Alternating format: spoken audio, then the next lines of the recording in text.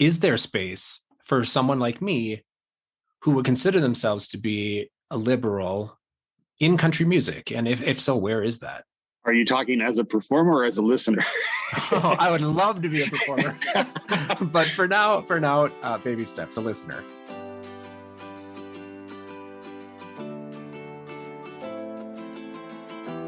Welcome to Deep Dive with me, Sean Fettig. I'm a political scientist, and I'm interested in how our governments and our politicians influence our lives, but also how our personal stories influence our politics. In this podcast, I may focus on topics in the news, but this is not punditry. Instead, I dive deep into issues and stories with my guests, behind the headlines, beyond the basic narrative that's often crafted by the media and our politicians, to help us better understand each other and why we think and feel the ways we do. I have a confession to make. I am a country music fan, or at least I was. When I was growing up in the 80s, I was exposed to country music from a very specific era, a throwback to the 70s, and that was limited to people like Emmylou Harris, Dolly Parton, Nitty Gritty Dirt Band, and one-off songs by folks like Merle Haggard, Johnny Cash, and Kenny Rogers. And then in the 80s, I was listening to Reba McEntire, Randy Travis, the Judds, and Juice Newton, who's interesting in her own right for transitioning from pop to country. And frankly, I still think Juice Newton's music is unique and fantastic. But as I got older, and now we're talking into my teens, grunge and alternative music became popular. And I was there for it. I was Pearl Jam, The Cure, Stone Temple Pilots, 10,000 Maniacs, Sinead O'Connor, Paul Westerberg, Bodines, Bare Naked Ladies. I could go on. At this time, I was also kind of figuring out who I was, how I wanted to present myself, who I was drawn to. And frankly, country music just wasn't a scene I felt particularly safe in anymore. New country music, at the time, felt very aggressive and confrontational. And the people listening to it were, well, these were not my people. So for a long time, I gave up on country music. Fast forward to January of this year. My spouse and I bought a turntable, and we have been ransacking secondhand vinyl stores since. And I'm finding a lot of the old country music that I used to love. And I'm finding stuff I've never listened to before, like Loretta Lynn and Charlie Pride, Tammy Wynette, Conway Twitty, Kitty Wells, and Buck Owens. Reconnecting with a time when it felt like country music was much more focused on lifting up the downtrodden or giving voice to the powerless. This music means something to me. And there's a cognitive dissonance here because I still have the visceral memory of a really aggressive guy in high school in 1995 charging down the wrong way of a one-way street in an oversized pickup truck screaming anti-gay slurs at kids standing on the sidewalk, all to the soundtrack of some super loud country song. And it's got me wondering what happened in country music. Just drawing on my own impressions, it feels like country music evolved from being a place of refuge, maybe even reverence, for the poor and the powerless, to being a home for aggressive, confrontational, nativist conservatism. So I found a rabbit hole. And in that rabbit hole, I found two books that unpack this phenomenon, the political evolution of country music. One is Proud to be an Okie, Cultural Politics, Country Music, and Migration to Southern California. And the other is I'd Fight the World, a political history of old-time, hillbilly, and country music. Both are written by Dr. Peter LaChapelle. And that's who I'm talking to today. In addition to writing these fantastic books, Dr. LaChapelle is a professor at Nevada State University. He researches and teaches U.S. Western, political, and social history. He's written for the Washington Post, Pop Matters, and History News Network. Also, you're going to notice some audio challenges, but I promise you that together, you, the listener, and I, we will get through it. Let's do a deep dive. Dr. LaChapelle, hello, welcome. Thank you for being here. How are you? Thank you for having me on your podcast. Sure, no problem. I'm actually super excited that you're here. So the benefit is all mine. You've written two books, Proud to be an Okie and I'd Fight the World, that one, are both incredibly well-researched and well-written, and two, are unputdownable if history, politics, or country music are of interest to someone like me. I learned so much from reading these, and I'm glad to have you here. And I should preface by saying, forgive me if I come off a bit like a kid in a candy store, but I've just got so many questions for you. That's fine. Good. And the first one is, what's your favorite genre or generation of country music? Who are some of your favorite artists? Oh, my favorite. Well, I'm a little bit partial to the 70s, I guess being a child of the 70s. And, and one of the artists I was lucky enough to meet and interview and got to know a lot about was Merle Haggard. Oh, really? Someone who I've always been super partial. Well, just, a fantastic songwriter, but also someone and lyricist, but also someone who really was, proficient in multiple instruments and his catalog just continues to impress me. So someone I've always kind of looked up to. And that's something I do talk about, in the first book, Proud to be an Okie. And he's kind of somewhat of his music and that genre, that era really is kind of somewhat of an endpoint for the story that I try to tell. Yeah, it's like a bookend, right? Yeah. Yeah. I'm very similar. As a young kid, I was exposed to a very specific kind of country music in my house, probably more bluegrass and what would now be called Americana. That was in the late 70s and the early 80s. As I got a bit older, kind of into my teenage years, though, I noticed something in country music that I'll admit may have already existed in the mainstream of the genre. And you talk about this in your books. And I was maybe just becoming more aware of it, or maybe it really was a new, more visible thing in country music. And that is a more obvious conservative narrative in the music. And, I always say that I didn't leave country music, that country music left me. But the more I think about it, I think your research has kind of hit home for me here, is that it wasn't that the music left me. I think what was really happening is that the people around me that were listening to contemporary country music at the time, and here I'm talking about like the early to mid 90s, were not really my people. They weren't people I was particularly comfortable with. I think I was a bit of a weirdo. This is my teenage years, grungy. I hung out with, like an eclectic group of people more into things like theater and academics. And the people listening to popular country music at the time were more gruff, maybe confrontational. They bullied other kids, kind of drove big trucks. Is this resonating with you at all? A little bit. And it makes me think of my own upbringing in Arizona. I grew up in a small town and really listened. I would feel in some ways really lucky that I was kind of exposed to 1970s AM adult contemporary radio. We had a local station that played such a wide variety of music. And I remember listening. I mean, one of the things that I grew up really listening to, Patsy Cline and Hank, the senior Hank Williams and folks like that, because they played them quite a bit on that station. And I think some of what resonates with me too is that there was a time in my teen years where I really kind of wanted to leave that behind. And actually, I just last night watched the Depeche Mode. I think they've remastered the 1988 or 1989 documentary about their big American tour, right? Through all these, actually a lot of southern and southwestern cities. And, I got me thinking a lot about that time period and, again, myself kind of getting into other kinds of music and then also seeing what I saw in the 90s, especially, is the tilt towards, more of the Darryl Worley and Toby Keith sort of politics of country music, right. That's sort of, in your face and definitely kind of jingoistic and at least kind of outwardly hawkish in some of the stances that were being taken. And then obviously we kind of move forward from that. We get to the Dixie Chicks with the whole, in 2003 with the whole backlash against their music. And it did kind of cement in my mind that country music was a certain kind of thing. And then, a certain kind of politics, right? And then I think as time went on, and especially as I kind of started writing about this, both I was writing as a journalist in Bakersfield, which is, kind of a major country music site. There once was there still is a pretty fairly healthy country music culture. There was once even a little bit of an industry there, with some record labels and things like that.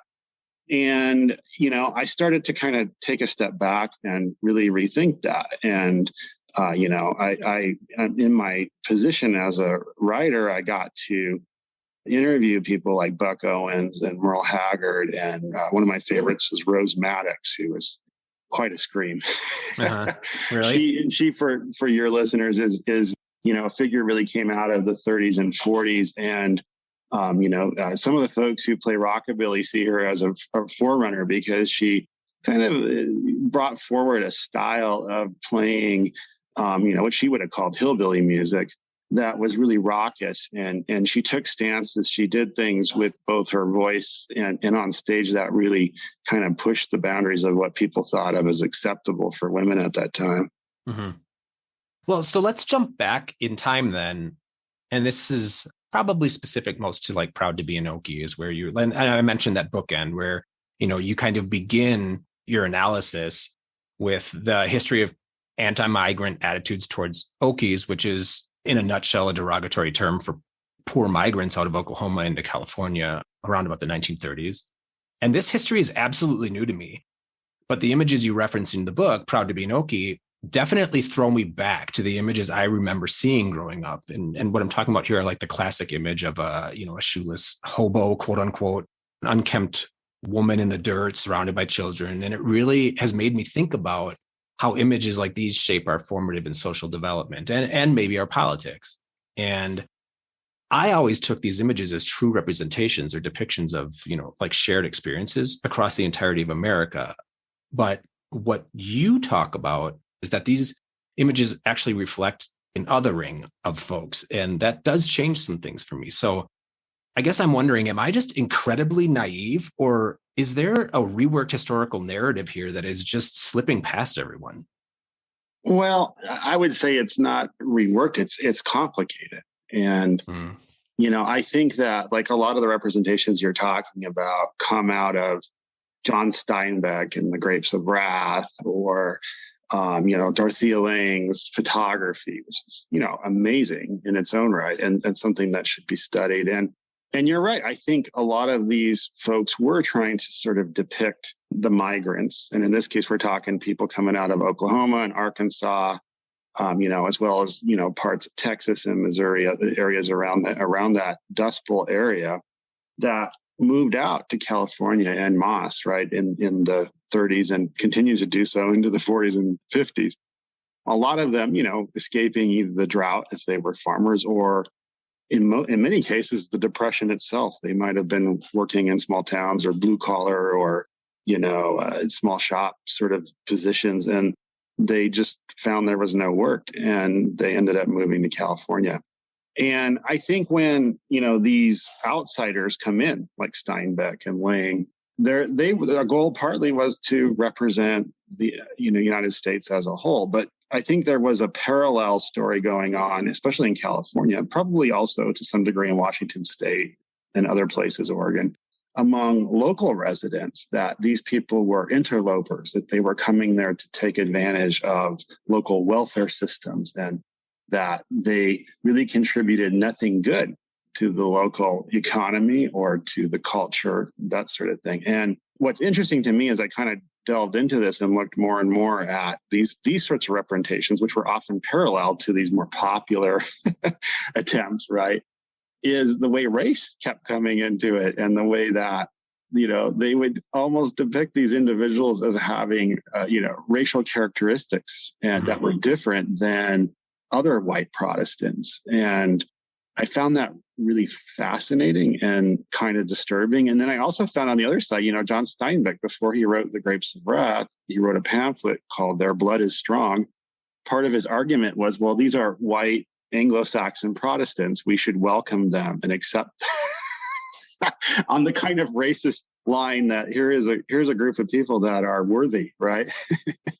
Other groups who were now, expelling, such as the Mexican Americans, right? Mexican Americans in Southern California were in the late 30s, there was even an attempt to quote unquote repatriate people and send them to Mexico, even though they never lived there.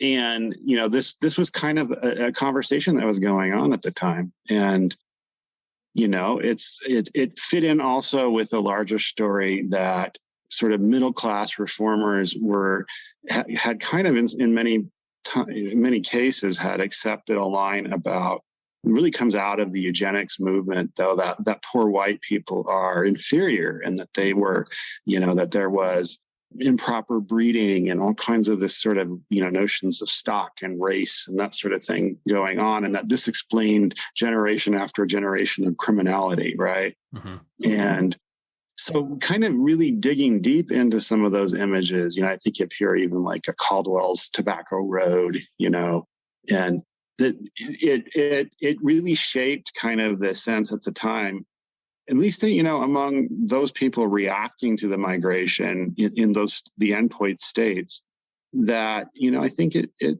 it says something about the character of kind of othering and looking at outsiders, right? That mm-hmm. I don't think is as readily apparent in those sort of, more kind of bigger New Deal sort of images. I guess I want to follow this line as it relates to, race, because I'm struck by how country music has incorporated, many elements over time to include more women's voices and also some rock pop influences. But when it comes to Black influence, there still seems to be some resistance, and some examples, I suppose, recently would be Alan Jackson walking out on Beyonce's CMA performance. Yeah. The response to Lil Nas X's CMA win for Old Town Road. So I wonder how this has evolved over time. What are your thoughts about that? Well, there certainly is a little bit more acceptance of this, and I kind of use the Ken Burns documentaries as my barometer here. I don't know if I should, but well, I have questions about that too. So go ahead. But, as again, I think of you thinking of maybe him playing a position that Steinbeck did and being a interpreter of something for the masses, right? And of kind of setting the standard for the establishment. We're talking about Burns. Ken Burns, the filmmaker, yeah. And people did know that in the documentary, he did mention the West African origins of things like the banjo, but, he kind of slipped over this really interesting, strong tradition of, I would say there's two things that, and probably I could ask my group of, scholarly friends that study this stuff and they'd find even more. But I would say, one is the Black fiddling tradition, which was very strong. And there was a tradition of, going well all the way back to plantations and slavery of having usually a male slave, kind of serve a role as a fiddler for the, often, certainly the slaves themselves, the enslaved, were enjoying the music, but they were often also performing for the masters, right? Mm-hmm. Then you also have a really strong string band tradition that country music really draws from. And in the case of the fiddlers, they were asked often to play these, quote unquote, Anglo-Celtic, fiddle reels and tunes, and in some ways kept that memory alive, right? Of maybe, something brought over from Scotland or whatever it might have been.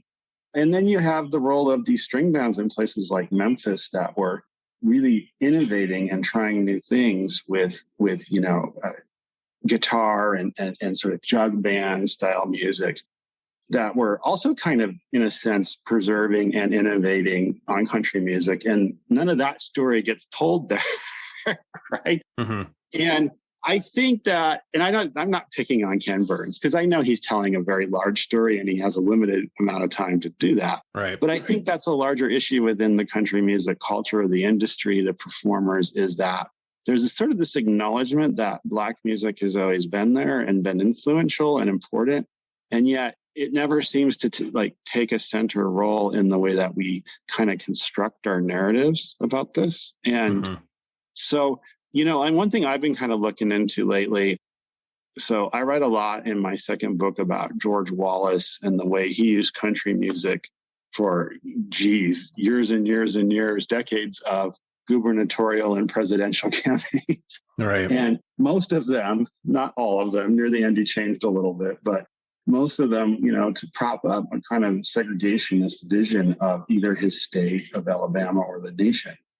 And one of the things I found really, and that I kind of been doing some research on is, one of the performers who ended up performing probably the most, Billy Grammer, had a song that really, that he performed Gotta Travel On, right? And this song, I kind of trace the roots of it, and it goes back to the blues tradition. W.C. Handy writes about it in his memoir.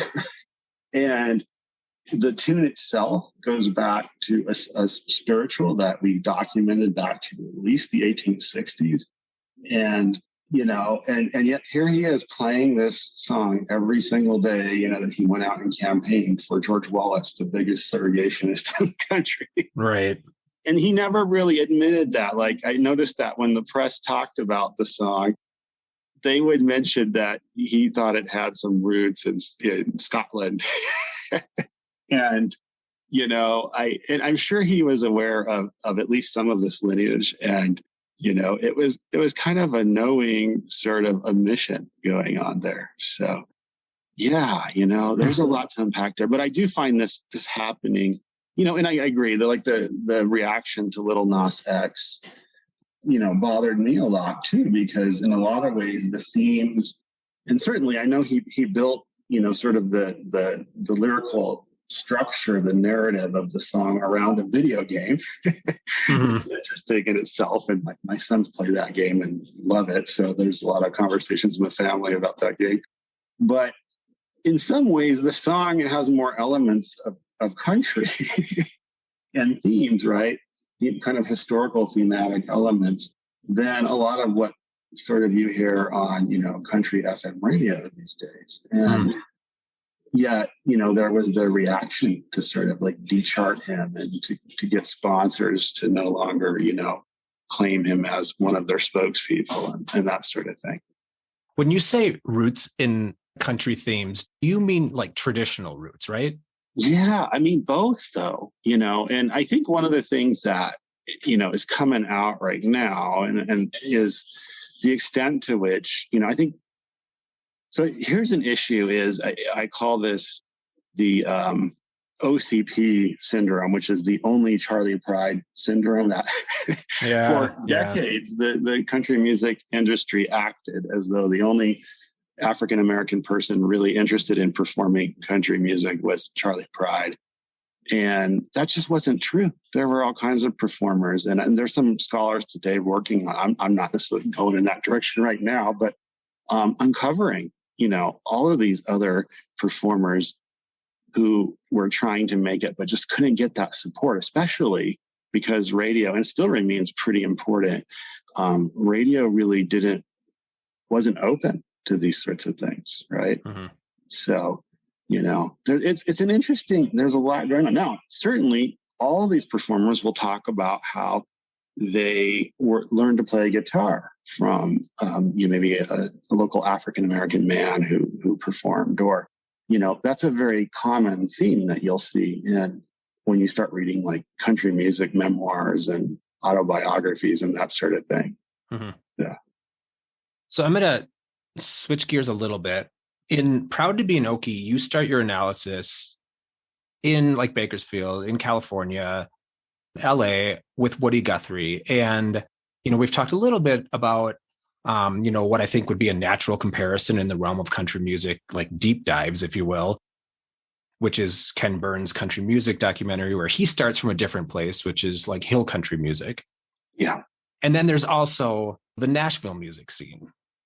And so I guess I'm just wondering, is there a convergence across all three wherein the music is essentially at its heart the same? Or did they all start from very clear divergent places and then converge at a later space? So that's a complicated question. Yeah. I think I kind of, we use these terms like Anglo-Celtic ballads or whatever, right? Which is, kind of the old-fashioned sort of way of understanding the origins of country music. And certainly there is a very strong, I don't think anyone can doubt that within the Appalachian Mountains in particular. And then as another kind of, I would call a little island of mountains is the Ozarks, which people sometimes neglect, but these two mountain ranges, you did have, sort of Scots, Irish folks settling and bringing their musical traditions and all of that. And you do have these kind of strong traditional connections there. It doesn't mean, though, at the same time, I mean, one of the instruments that comes out, and this obviously we talked about earlier, is the banjo, right? Which is, a West African, the banjar, which is a West African instrument. So that's what they're playing. They eventually are switching and playing eventually, as time goes on. It's kind of interesting to chart, which instruments were the most, when the fiddle was dominant, when was it the banjo, when was it the guitar, right? It's interesting kind of issues of commerce and often race involved in all those things. But I think that, so you have that tradition, and that's often what historians have, looked at, right? But I think what we're finding is that just like Woody Guthrie's repertoire, right? It was not one or the other. There was always vaudeville influences. There was always Tin Pan Alley influences. And these, I'm using these, I don't necessarily have to get in the definitions of these, but, pop influences. And there were other influences as well. I think, especially when you get to kind of the cowboy themes, the Western wear, that's representing a different kind of music making tradition that grew up independently of all of that. And then, of course, Hollywood jumps on that, and then it romanticizes it and creates its own kind of, both attempts at realism, but attempts at fakery, pop lore, right? Archie Green would call it. Where not folklore, but pop lore, right? Where we're creating a fake, real folk tradition, right? And all of these things are constantly in play with one another. And certainly with the Western tradition, you can't neglect the Mexican-American influence and Mexican influence. And even, I think to some degree, the extent to which the guitar becomes a dominant instrument in country music eventually. So, I've always kind of seen it as not these things as being necessarily separate, but as kind of constantly bumping into each other and transforming each other. And, so that, I hate to say, be the historian who always says is like, it's more complicated than that, but it is, right? Right? There's a lot going on now. And that also, we can talk about the influence of the blues. If you listen to Jimmy Rogers, who a lot of people kind of, the traditional way is he's the father of country music or whatever. Well, he was the first radio star. I think you could probably argue that. And at least sustained radio. There were other people fiddling John Carson, who had some radio appearances, and the Carter family, who later on did quite well. But, he really did. And what was he playing? I mean, he took the yodel, right, which we think came from a Tyrolese yodeling group that came over and from northern Italy and performed in the South, and that got popularized, and then local people tried to start doing it. And then he also, essentially he was playing, a 12-bar blues sort of pattern, and it's hard to say he wasn't getting that from listening to a lot of blues music, African-American blues music. It's I think these categories that the industry has put on the music from time to time are imprecise, and they should be seen as what they are, which is marketing categories. So one time they called it old time music, and then they called it hillbilly music, and then they called it country and Western. And they, scrambled for different names and eventually got rid of Western because that wasn't seen as cool anymore, right? And as the kind of Hollywood Western started to wane in popularity, you see the industry kind of detaching itself, even though for a very long time, the industry was always, the radio industry, the Grand Ole Opry would always welcome people like Gene Autry and Roy Rogers and these Hollywood cowboys on to perform.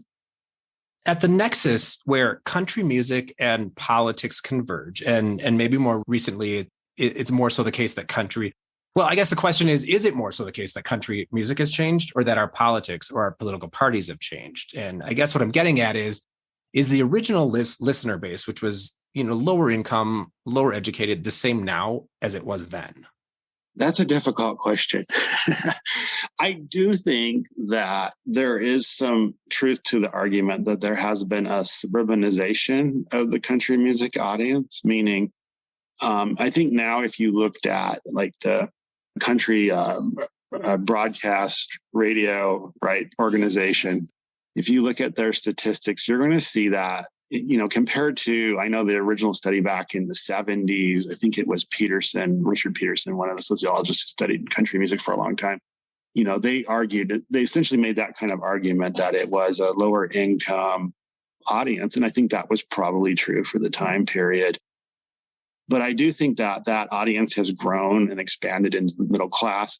It doesn't mean that there wasn't a middle class audience all along. I mean, one of the interesting things that I'm also trying to figure out is this weird dichotomy going back to the 30s and 40s of where you had one group of performers really pushing the line of, increasingly in the 40s and 50s, of the drinking and cheating sort of, stereotypical country song.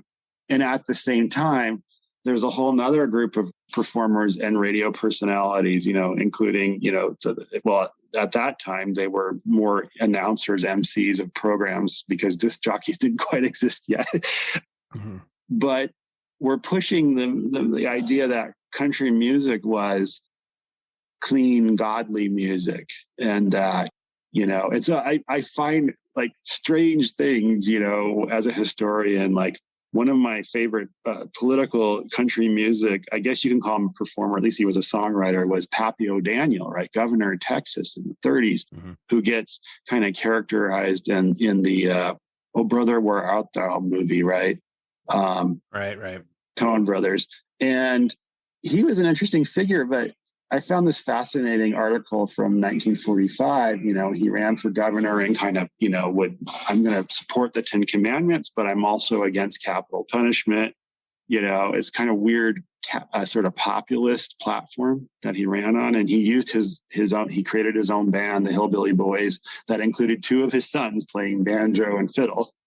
And when he did this, what's interesting is in 1945, when he was a senator, he was complaining to the press that a lot of the military bases were, becoming dens of inequity because there were little booze dives set up around them. And he argued that soldiers should take, a banjo or fiddle with them so they can sit back at the base during their free time and practice and perform like his son was, supposedly, I don't know, mm-hmm. instead of going out drinking. And he saw, country music as a force that would kind of uphold some sort of moral purity, right? This jumps out at me as well in both of your books, but it does strike me, and correct me if I'm wrong, the trajectory of country music, does seem to coincide with the trajectory of evangelical religion in the States, as it moved from focusing on issues like charity and poverty to an emphasis on things like morals or traditional marriage, prohibition, and that later country music seems to have embraced this idea that the very things that earlier country music championed, like charity and government assistance for vulnerable folks, those things became things that should be scorned, like welfare. And then as that happened, country music seemed to stop being music that spoke for working class folks and more for the kind of religious middle and upper class. And I know, again, there's a lot to unpack here, but I'm wondering what your thoughts are. Oh boy. Yeah. No, I mean, I think there's a grain of truth there, which is that, certainly you don't see performers. I know there was an age of performer. I think Minnie Pearl's an interesting one who, talks in her autobiography about having the stereotypical portrait of FDR up on the family mantle, right? That this was probably pretty common for many of these performers. And it was interesting, it's interesting too to see how they kind of navigate folks like Richard Nixon, who at times is really pushing this traditional values narrative, but also a very different kind of politics about economics than most of them had traditionally. And so I think there's a kind of interesting falling out where some, like Ernest Tubb, really hated Nixon. And some of these other performers started to kind of embrace him in different ways. I think there's some truth there. And I think it's interesting to say, like, the issue of a song, if someone came out with a song today about charity, I don't think that necessarily would have trouble getting played on the radio, right? I don't think there would be objections to that.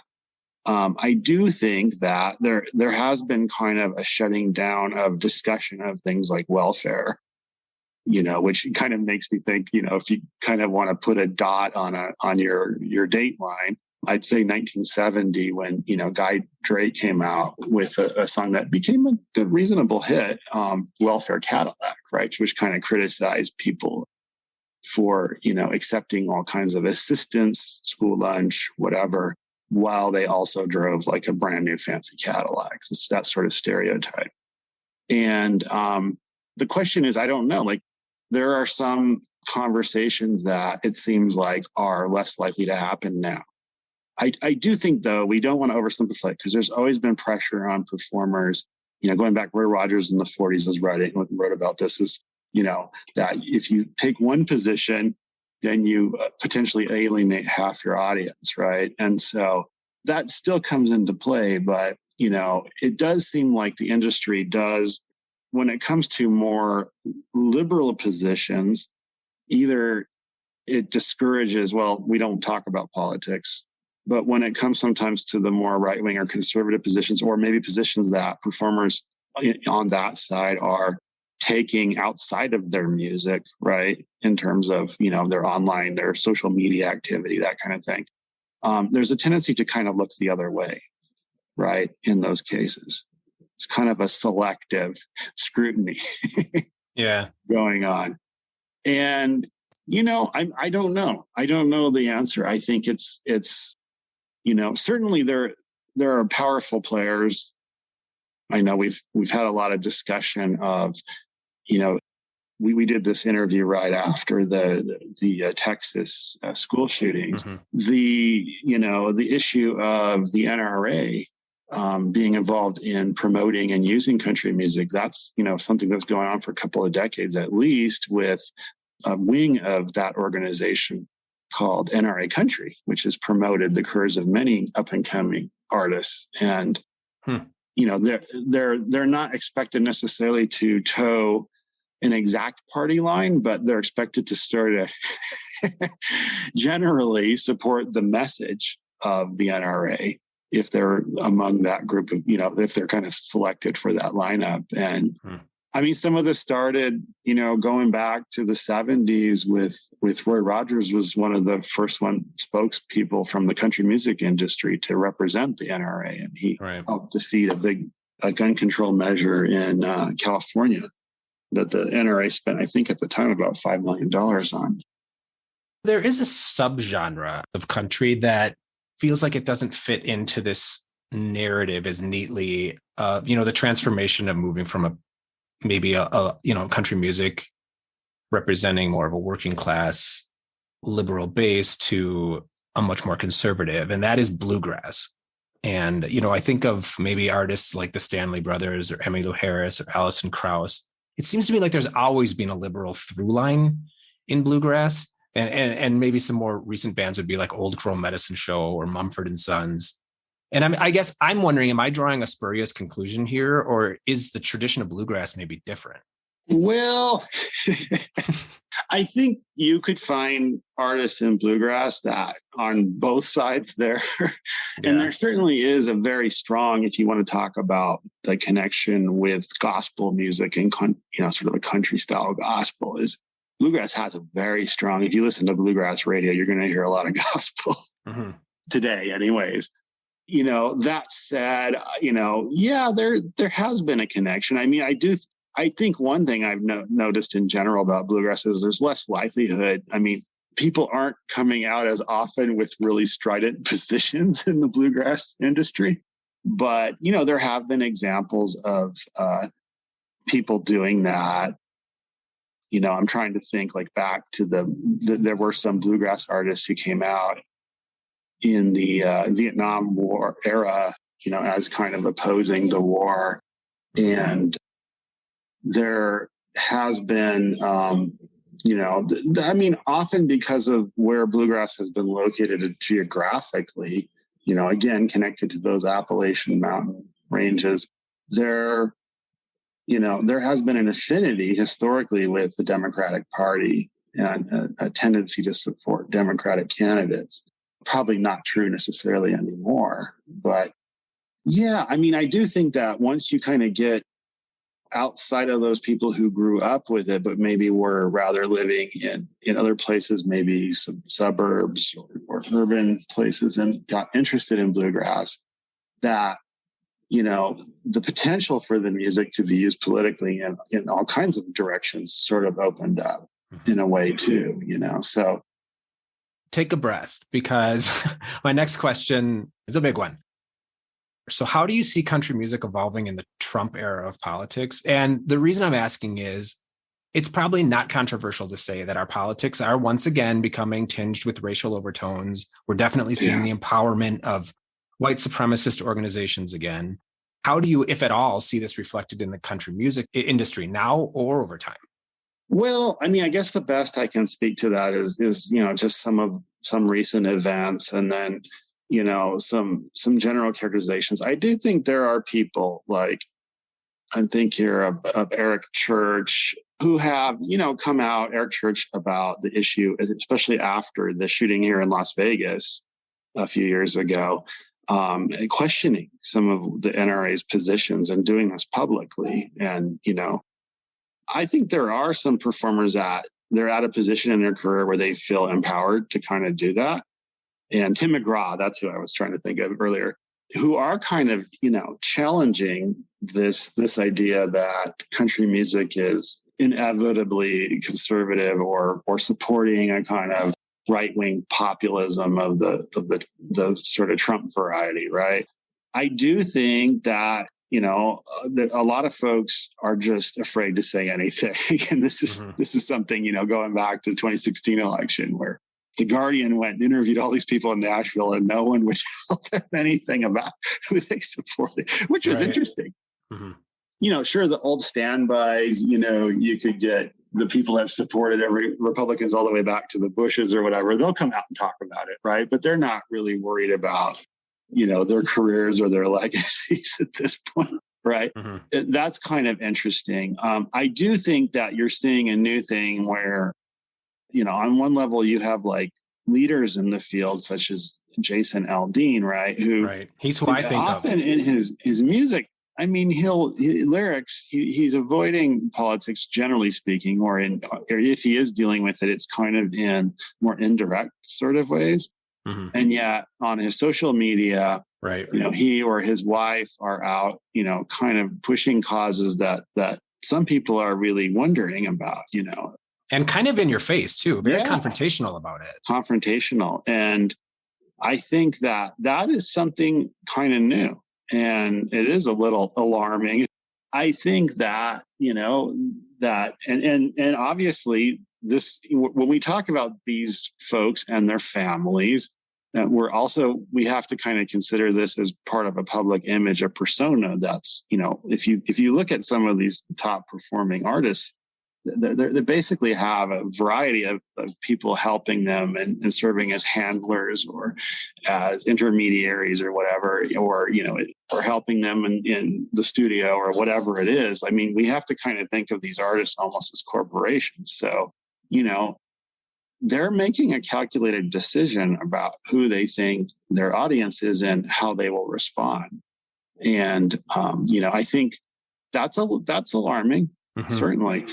It's not, and then I hate to be the historian, it's not necessarily anything new. I think we have, going back to the 30s, a lot of right-wing populism having associations with country music figures as well, like Huey Long. And I think of J.R. Brinkley in Kansas, who ran for governor in Kansas twice. He was the guy, who had a Mexican border radio station that he used to circumvent U.S. broadcasting laws. And he would use a lot of country music. He would push a lot of quack cures for, things like impotence. And, he constantly used country music artists to promote himself and his radio station and his political career. Roy Faulkner was one of the figures that I kind of dealt with a little bit in my more recent book. And again, there is a long tradition of this. And I do think, here's the thing, I think there are a lot of parallels, I think, sometimes with the Huey Long situation, and that was the governor of Louisiana. Sorry. And, known for, really came in promoting himself as a reformer, mm-hmm. This is a long theme of this in the country music politicians that I kind of survey in the second book. I'm a reformer, right? I think of, the "Oh Brother, Where Art Thou" image of the politician up there with the broom. I'm going to sweep it clean, right? They even, several of these figures use mops, not brooms, mm-hmm. But right. Not Huey Long, but, I'm going to clean things up. I'm going to bring a bucket of suds out and clean everything up, right? And then they get elected, they end up being more corrupt. And sometimes, especially in the South, more racially divisive, even if they didn't originally present themselves as that, than their predecessors. And, I think with the Huey Long and his hold and his machine, the machine that he built up, political machine that used corruption and kind of, payoffs and expectations that state workers are going to contribute part of their salary as kind of a tribute fee to the organization. That level of corruption and also sometimes fanaticism, it took a long time to unravel. And maybe the comparison I'm trying to make here is that there is no quick and easy solution here. I think that sort of unraveling this and getting people to take a step back and really look at what's happening is going to take time. It's one thing to say, that's part of our history and it's part of our dead history, right? It's another to say, that's part of our history and we might be circling back. And I guess maybe what I'm getting at is Trump kind of pushed the boundary, I think, as to what was appropriate, as to how we associate and how we talk about certain things. And I think it's absolutely fair to say how we talk about white supremacy and race is one of those things. And I think politicians on the right at first were a little uncomfortable.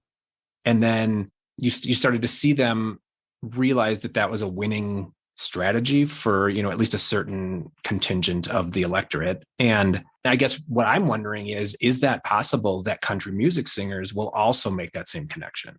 That they will step back or that they will move? No, that they'll see hey, actually, this wouldn't hurt us to be a little more overt. Yeah, and I think that is true. I mean, I think, for instance, the example I mentioned with the NRA, that here's an opportunity for my career, right? Mm-hmm. And so if it's assured that I'm going to, get, this is going to help my career, then maybe I'm going to step into it, even if I'm not a true believer, right? And so, unfortunately, I think there is that potential. Now, there are also, I don't want to, paint it all dark and negative here, but there is the possibility. There are a lot of people, if we're talking about Nashville as an industry, right? There are a lot of people pushing Nashville to make changes. And so one of the organizations, the Black Opry, which is, right now they're kind of trying to provide a performance venue for African-American artists, really having some successes and getting major industry players to listen to them and take them seriously. And, it's still an uphill battle. And I think there's, also the women of country music pushing against the fact that, for at least in recent times, which is kind of shocking to think about, but it's been hard for women. It's been much harder for women to get radio airplay, and radio still remains pretty important. I know a lot of other genres that radio maybe isn't very important at all anymore, but mm-hmm. It is to the country. It is to having some success in the country genre. And, so, there has been movements and strides in the right direction. Doesn't mean, though, necessarily that will continue. I mean, I do hope it does. And I think we need to support those people kind of trying to make those changes. Okay, so I've got some questions that are not necessarily political, but I'm interested in picking your brain on. Okay, sure. Sure. So there have been some artists that could have drawn pop rock and or country into some interesting territory. Not to say that others haven't, but like, I think of Mark Lindsay or the Byrds or Joe South, even Nitty Gritty Dirt Band, Bob Dylan, John Denver. And I think they definitely did carve out a bit of a niche in, their respective areas, but they only got so far. And then on the countryside, I imagine like Tammy Wynette or Loretta Lynn or Emmylou Harris, Johnny Cash, all felt as if they could have landed in a pop world or at least carved out an entirely new niche there. And they each did have some limited crossover success with, either one-off songs, or an album here or there, but not like wholesale convergence across the genres. And so I'm wondering if you could imagine what happened there. Was there like no real commercial room for this, or was the industry itself just so categorized and compartmentalized that artists weren't encouraged, or so there was no benefit to experimentation in this? I think some of the fault may lay in local radio programming directors and DJs who had a lot of control over what got out to the public, right? And I do think that probably there's a tendency to perhaps we'll play these records for a while and then we need to get back to our usual, lineup. And so on the countryside, I kind of think that might have come into play there, maybe more than you think, in getting the music out there. On the other side, I think, if you think about country artists trying to kind of break into the pop market, I mean, that has happened recently quite a bit, both among kind of, artists who are performing music that is closer to the pop genre or whatever. And then, those who make full crossovers like Taylor Swift, who kind of, impressively lines up the numbers there, right? Even like Shania Twain, I suppose. Or Shania Twain, yeah, earlier, right? Yeah. So, I do think that there is something to say. Now, it's interesting too, some people would argue, well, there's a lot of folks who had really successful pop careers and are now moving to Nashville to try to rebrand themselves as country because, maybe they're not getting the audience they used to with pop or whatever other genre they came from, right? And so there is that idea. It doesn't necessarily mean it's easy to right. do that, and that everyone is going to be, a Darius Rucker or whatever. Right? Yeah. Brandy Carlisle too. Exactly. Yeah. So the genres, the boundaries still mean something, right? Mm-hmm. And I don't know. I think that there is more crossover than there used to be. There's more room for crossover, but they're still there. Those boundaries are still there. I think on some level, I'm lamenting the idea that there could have been an invention of an entirely new genre, had we leaned a bit more into it. Oh, so you're saying something like a country rock or country pop or... Yeah, and outside of like honky tonk or rockabilly, like something entirely new and interesting. Yeah. That's an interesting question. And I think maybe part of what the issue always, I think, has to do with the structure, these kinds of questions.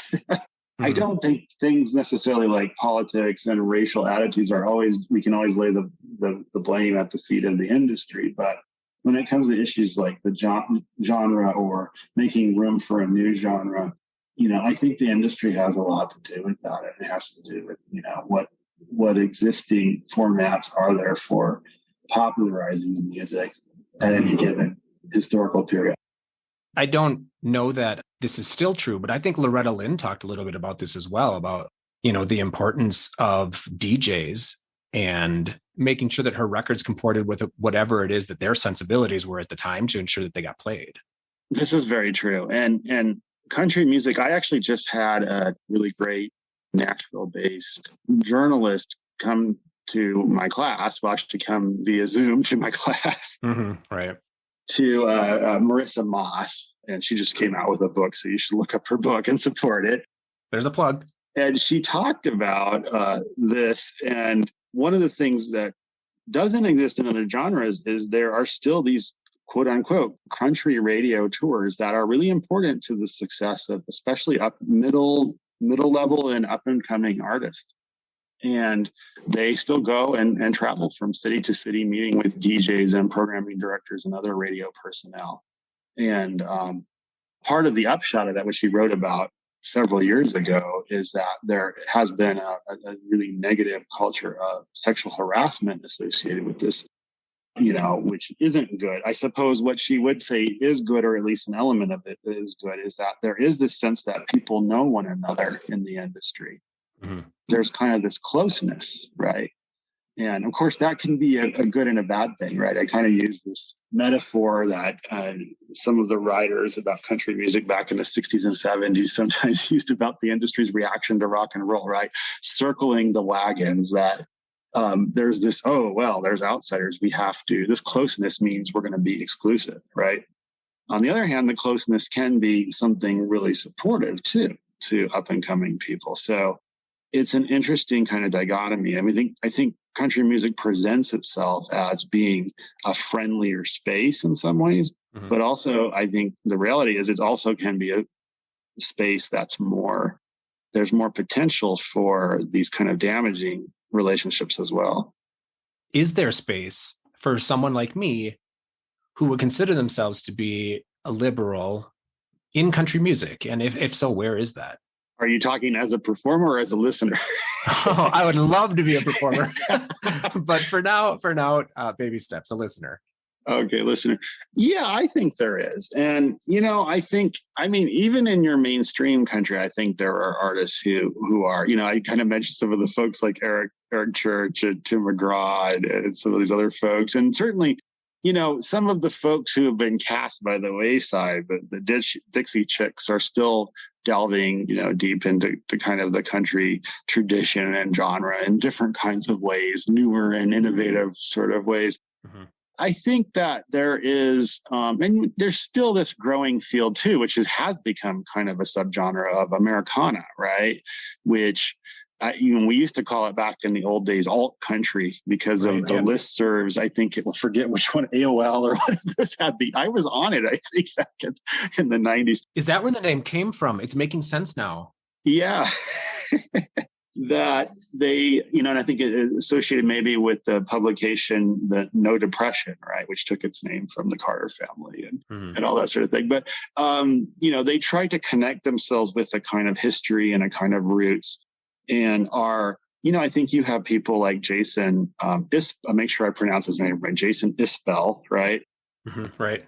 From, who's now a solo artist, but had, a pretty good career as part of a band there that played this music for many years. And he's very outspoken, on his social media. And, you've got all kinds of other, Casey, I'm blanking on names. Musgraves, yeah. Yep. Who's very outspoken, and a lot of these folks have been, interesting enough, have been really supportive, despite criticisms of the Americana industry.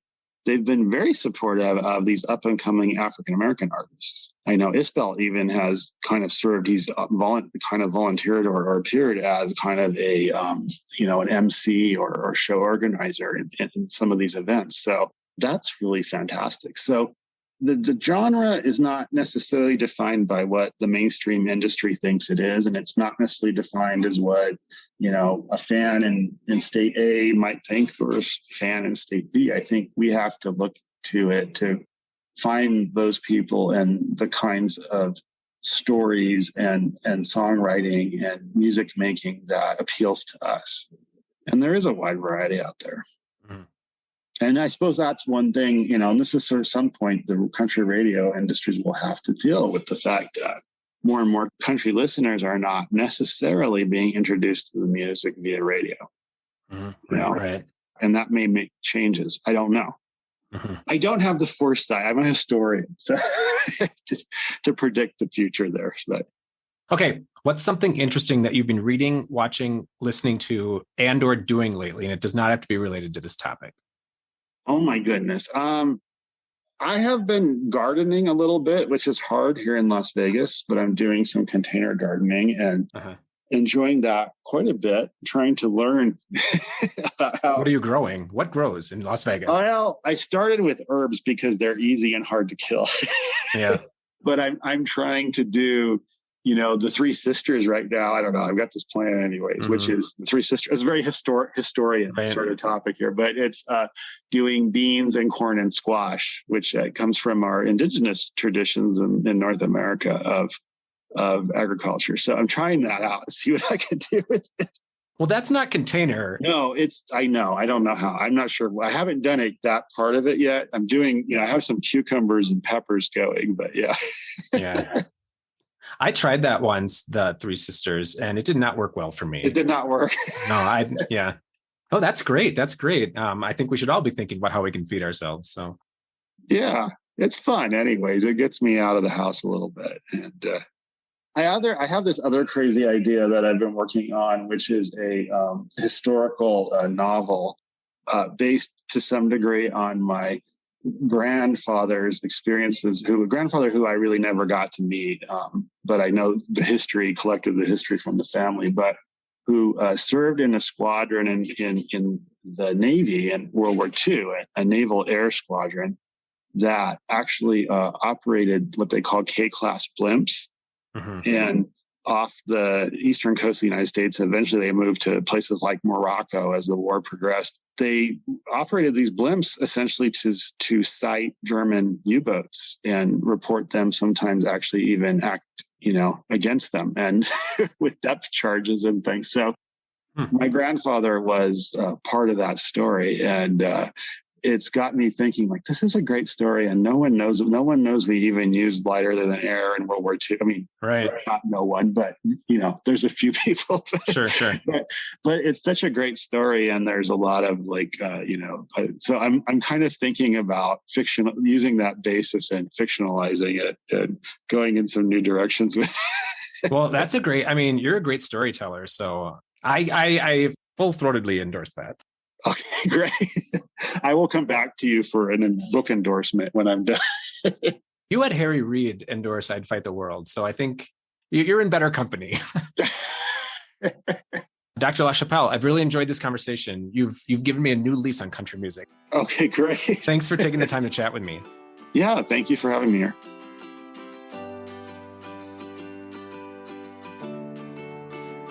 There are a couple of things from this conversation that I want to provide a bit more information about.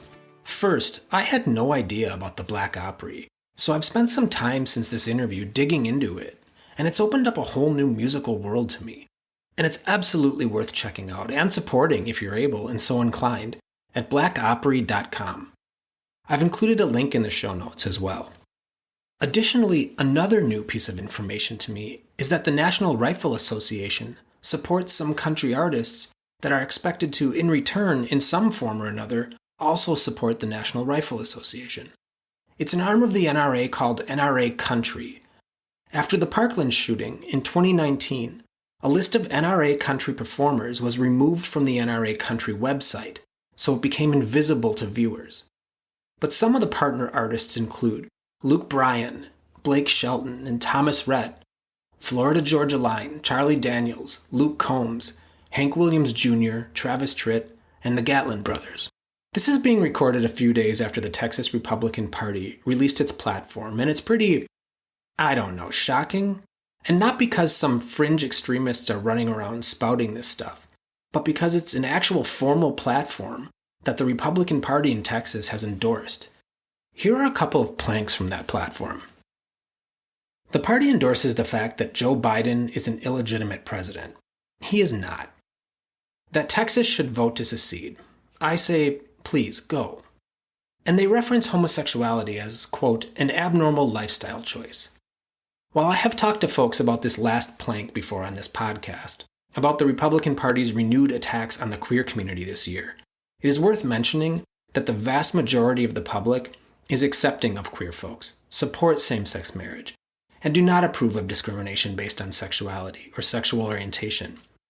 So the Republican Party's platform this year is an unexpected body blow to the queer community, not just because it's effectively the demonization of a marginalized community, but also because it stands in such contrast to general public opinion on these questions.